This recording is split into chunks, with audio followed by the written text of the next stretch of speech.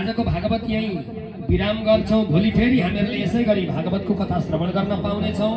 र हे भक्तवृन्द, ओम कृष्णाय वासुदेवाय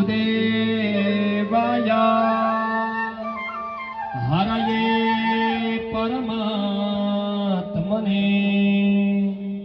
प्रणतक्लेशनाशाय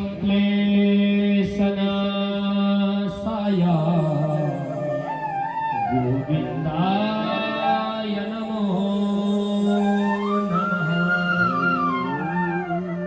सबैले भन्नुहोला भागवत भगवान की, राधा रानी सरकार की, कृष्णचंद्र भगवान की, राधा कृष्ण भगवान की, राधा मोहन भगवान की, राधा दामोदर भगवान की, राधा माधव भगवान की, जानकी वल्लभ भगवान की, लक्ष्मी नारायण भगवान की, शालिग्राम भगवान की, शंकर भगवान की, सती महामाया की, मुद्गल्य गोत्र का समस्त पितृहरू की उद्धार हो भन्दिनु न।